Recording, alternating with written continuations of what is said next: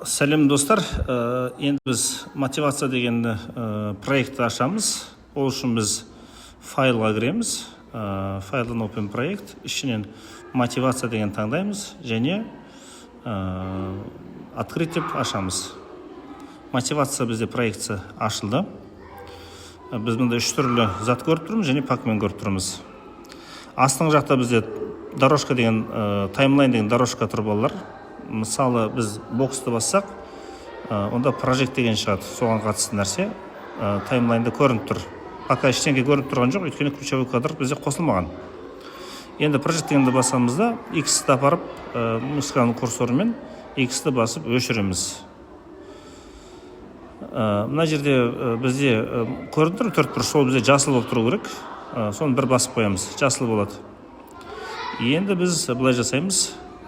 Таймлайн дорожка деп аталады мынау болар. Біз мынандай 100, 200, 300, 400 деген сандар көріп тұрмыз, ол бізде кадрлар екен балалар. 100-ші кадр, 200-ші кадр. Мынау бізде ірі болып көрініп тұр, оны біз майдалауымызға да болады. Ол үшін біз мышканың курсорын төмен қоямыз, осы жерге қоямыз да. Клавиатурадан альтты басамыз, сосын мышканың дөңгелегін жоғары қарай айналдырамыз. Сөйтсек бізде кадрлар майдаланады.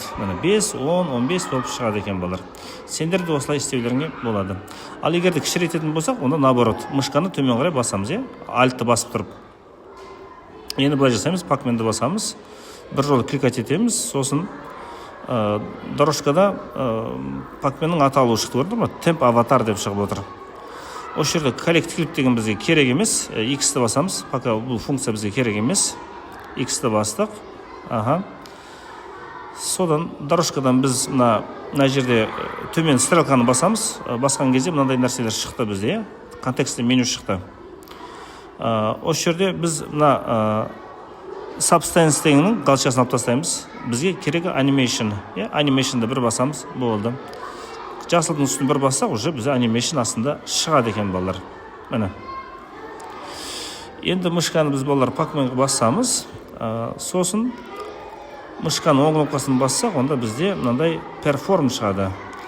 Performның ішіне балалар біз керекті анимация қолдансақ болады екен. Mesela айлану, радость, секіру деген нәрселер тұр.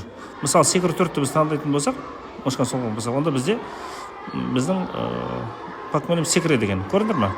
Автоматически анимация дорожкасына оның анимациясы түсті міне, көріп тұрмыз. Таймлайн сызықты бойынша бүйтіп мышкамен ары-бері жылжысақ, оның біздің движениясын көре алады екенбіз. Ең бірінші кадрға апаратын болсақ, ең бірінші кадрға апарамыз да, соны жасыл жеріне мышканы курсорына апарамыз да, сосын біз оны жылжытамыз. Сол кезде оның движениясын біз көре алады екенбіз болар. Сосын біз секіру төрт деген движенияны ары-бері жылжысақ болады, және оны біз ұзартсақ та болады болар. Міне, уақытын қай уақытта басалатын көрдік. Міне, бірінші кадрға бүйтіп жылжытып қойсақ, онда бірінші кадрдан бастап ол секіретін болады екен болар. Енді оны жылжытып, секіріп бастаған жеріне алып барамыз да, міне, көрдіңдер ме, қараңдар. Секіріп басында біз мыжырайды да, секіріп бастаған жеріне алып келдім да. 35-ші кадрға алып келдім. 35-ші кадрда секіріп бастаған кез екен балалар. Біз осы жерде трансформер деп атқан дорожкасына мышканың курсорын осы жерге алып келеміз да, және курсорды алып келеміз, сол кнопкасын басып тұрамыз да, немесе екі жолды бассақ, онда ключевой кадр пайда болды. Көрдіңдер ме олар? Ол секірді де, түскен жеріне алып келдік. Мына жерге қанша? Міне іздедік, міне 85 деген жерде тоқтады. Міне. Мына жерде бір бассақ, трансформ деген жерде, онда бізде ключевой кадр пайда болды балалар. Енді біз клавиатурадан W басамыз да, енді оның түсетін жері ғой, қай жерге түссін, мысалы. Move функциясын шығардық та, біз оны мына бочканың төбесіне қойғымыз келді ма, осы тура уақытта ол қай жерге тоқтасын. Мысалы, қызыл ма, жасыл ма қайсысы, мынаны розовый квадратты мышканы басып тұрамыз да, оны көтеріп, соңғы орны қай жері болады. Міне. Бочканың үстіне шығарып қояқ, мысалы. Кіргізіп жіберуге болмай, тура табаны жерге тиетіндей болу керек екен балалар. Енді көрейік, қарайық. Біздің ключевой кадр соңғыды бізде тура мына бочканың үстіне түсетін жерге қойдық. Міне байқадыңдар ма бұлар? Міне мышканың сол кнопкасын басып тұрып жылжытсақ, онда біз оның движениясын көре алады екенбіз балалар.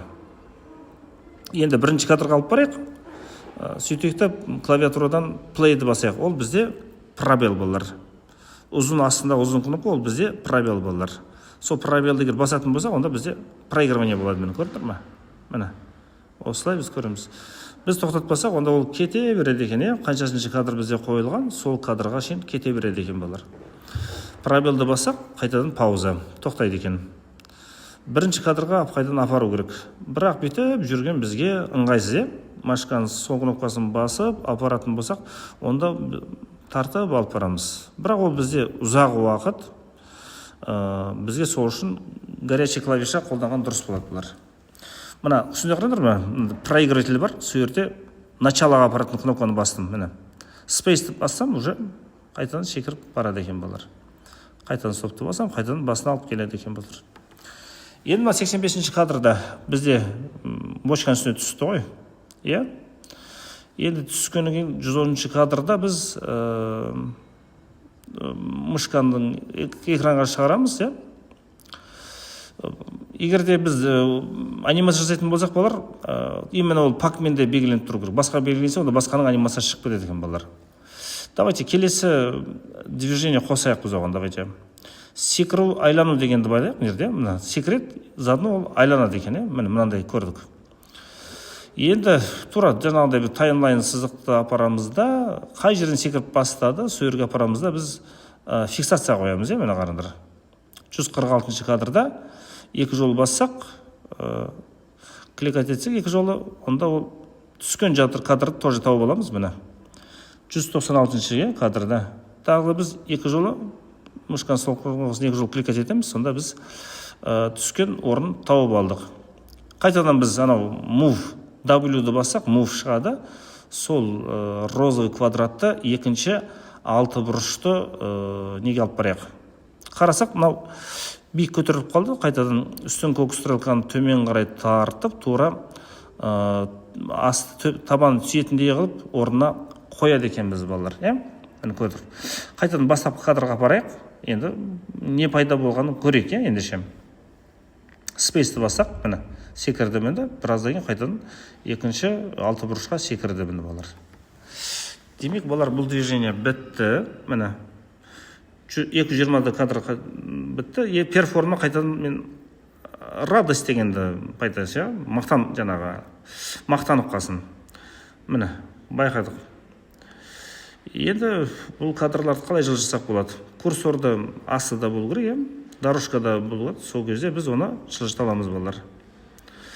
Енді дорожканы жылжыту үшін альтты басып, мышканың сол кнопкасын бассақ, онда бізде дорожка астында жылжиды. Ана қараңдар. Міне оңға, солға қарай жылжытуға болады екен. Міне таймлайнды осылай істей алады екенбіз балалар. Мышканың сол кнопкасын басып, солға қарай жылжытсақ, осындай нәрсе көріп отырмыз. Енді келесіне қойық. 300 деген кадрға қойсақ, онда келесі бір секіру 4-ті қайтадан қояйық. Міне таймлайнды сызықтан жылжытамыз да, секіріп бастаған жеріне міне екі жол кликать етеміз, және түскен жерін табамыз. Міне түскен жерін таптық, тағы да кликать етеміз. Міне және розовый клетканы қайтадан 4-ші квадратикқа алып барайық. Міне тура үстіне қарай қойдық. Міне қайтадан бастапқы кадрға бару үшін анау альтты басып, сол кнопканы бассақ, онда бізде былай қарай оң қарай жылжытсақ, басына қарай жылжиды екен. Міне көріп жатырмыз. Міне жақындағаннан кейін мынау жасылды ұстап, бірінші кнопкаға бірінші басына алып барамыз.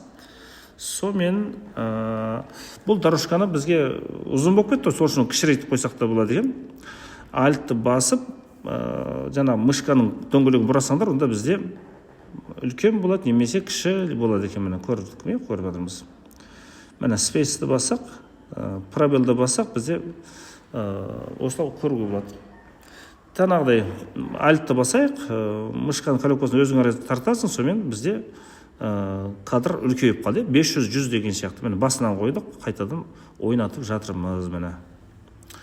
Міне басына қойын, спейс, стопты бастым, міне пробелді бастым. Енді балалар, сендерді осы нәрсені қайталаңдар.